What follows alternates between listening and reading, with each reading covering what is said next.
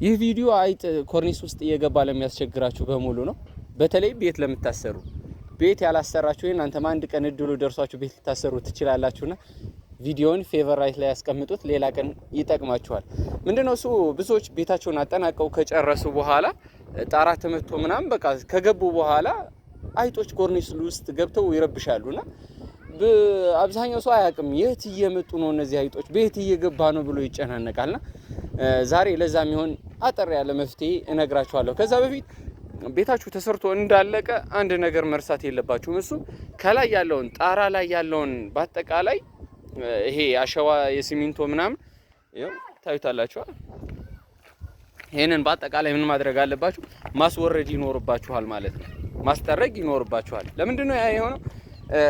ከቀናት በኋላ ይሄንን ዝናብ ጠርጎ እዚህ ጋር ነው የሚያደርገው። አሁን እዚህ ጋር ጉረንዳዩ የለም እንደምታዩት ኖርማል ሊሾ ነው። አሁን ይሄን እንደዚህ ብሎ እዚህ ከተቀመጠ ዝናብ በሚዘንብ ሰዓት ውሃ ይይዛል፣ የተወሰነ ውሃ ይይዛል። ከጊዜ በኋላ ምን ይሆናል? ይሄ ከስር ያለው ሊሾ ውሃ መሳብ ይጀምራል። ከሳበ ደግሞ በታች ያወጣል። ቦርዳችሁን እንዲሁም ደግሞ ቀለማችሁን ያነሳባችኋል፣ ጂፕሰማችሁን ያበላሽባችኋል ማለት ነው። ስለሆነ እቺ ነገር ነው እንደዚህ አደርጋችሁ መጥረጊያ እንትን አስብላችሁ አስጠርጉ፣ ወይንም ራሳችሁ ወጣችሁ ጥረጉ፣ አትከስሩ፣ ይጠቅማችኋል። አሁን ወደ ዋና ነጥባችን ስንመጣ አይጥ ቤት ነው የሚገባው ካላችሁ ያት ይታያችኋል። ይሄ ሚስማር ተመቷል፣ ሚስማር አልተመታም፣ ሚስማር አልተመታም፣ ሚስማር ተመቷል። አሁን አይጥ የሚገባው በእነዚህ ከዚህ ወይ በዚህ እንለፍ። ይሄው እዚህ ጋር አለ። በእነዚህ ባልተመቱት ያልፋል። ይሄን ሁሉ አስመቱት ለማለት አይደለም፣ ምክንያቱም በቆርቆሮ ሲመታ ሁሉም ስለማይመታ ማለት ነው። ታዲያ ምን እናድርግ ካላችሁ አንደኛ ቤታችሁ ቦርድ ካልተሰራለት ገና ቆርቆሮ እንደተመታ በውስጥ ገብተው አይጥ እንዳያስገባ ከላይ ሊሾ መምታት፣ ከቆርቆሮና ከስር ባለችዋ በቡለኬቷ መሃል ምን ማድረግ ሊሾ ማሰራት። ያ ካልሆነ ደግሞ ከተሰራ በኋላ ከሆነ አሁን አሰርቷችሁ ከሆነ እየረበሿችሁ ያሉ ቀላል ነው።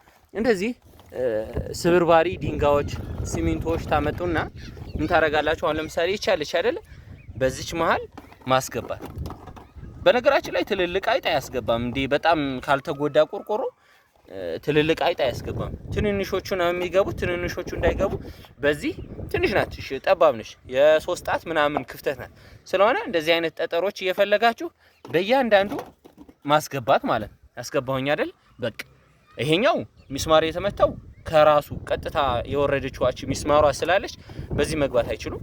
ይሄ እና በአጠቃላይ እንደዚህ ክፍት የሆኑት እየመረጣችሁ ማስገባት ይኖርባችኋል። ከጨረሳችሁ በኋላ ደግሞ ይሄንን በደንብ ጠርጋችሁ ንጹህ መሆን አለበት ማለት ነው። ይሄንን ይመስላል። ቪዲዮ ከተመቻችሁ ፌቨራይት ላይ አስቀምጡት፣ ላይክ ማድረግ እንዳትረሱ። በቃ እንደዚህ ያደረጋችሁ ማስገባት። በተለይ ጥራጊ ከሆነ ይመቻል። ይኸው ጥራጊው ከዚህ ከቆርቆሮ የጠረጋችሁት ከሆነ ያው እንደዚህ ስለሆነ የሚሆን የራሱ ቅርጽ አለው፣ በተቃራኒ ይሆንላችኋል ማለት ነው። ከዛ እንደዚህ ያረጋችሁ ማስገባት። ይኸው አያችሁታ ማስገባት። ይሄንንም ታመጣላችሁ፣ ግፍቷን ትፈልጋላችሁ። ይኸው ማስገባት። ከዛ በኋላ ሰው ወደ ላይ ወደ ጣራችሁ እንዲወጣ አትፍቀዱለት። ይሄ በተረጋገጠ ሰዓት እነዚህ ያስገባናቸው ሊወድቁ ስለሚችሉ ከተመቸ ሊሾ ማድረግ በዚህ ራሱ ሊሾ የሚመች ከሆነ ግን አሁን ማንኪያ እንደዚህ አስገብቶ ምናምን ለመምታት አይመችም። ስለሆነ በቀላል ዘዴ እንደዚህ ያደረጋችሁ እነዚህ ስብርባሪ ማስገባት። ወደ ውስጥ የሚገባ ከሆነ ጭማሪ መጨመር ነው። አሁን እኔ አሪፍ እየገቡልኝ ነው። በቃ እንደዚህ አድርጋችሁ ታስገባላችሁ ማለት ነው። ጨረስን ማለት ነው። ከዛ ሌላ አንድ ነገር ልጨምራችሁ። እንግዲህ እስካሁን ከቆያችሁ አንድ ጭማሪ ልጨምራችሁ። እሱ ምንድነው? ይሄን ሊሾ ስታሰሩ እናንተ ራሱ ባለቤቶች ወጣችሁ ማየት ይኖርባችኋል። ምክንያቱም አብዛኛው ባለቤት በሚባል መልኩ መሬት ላይ ሆኖ ነው ስራ የሚያሰራው። እንደዛ አይደለም መሆን ያለበት። ወጣችሁ ማየት ይኖርባችኋል። መሰላላችሁን ሳብት አረጉና ወጣችሁ ባለሙያውን እዩት፣ ምን እንደሚሰራ ከላይ ምን እንደተሰራ።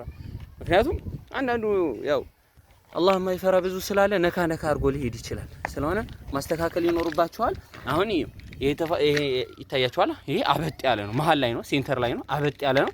ከዛ በኋላ ወደዛ አስተያየት በጣም እንትን ምን የሆነ ነው ስሎፑን የጠበቀ የዘቀዘቀ ነው ማለት። አሁን ይሄንን ጠርገን ከጨረስን በኋላ ስንጠርገው በቃ ውሃዋ ፈሰስ ስናደርግ ኩልል ብላ ቀጥታ ምን ትሆናለች በመውጫው ትወጣለች። ወደዚህም በዛ መልኩ ይወጣልናል ማለት ነው። ውብ የሆነች ፀሐይ ያለችን የምትፈልጉ መውሰድ ትችላላችሁ። ወንድማቸው አባቴ ሰላም አለይኩም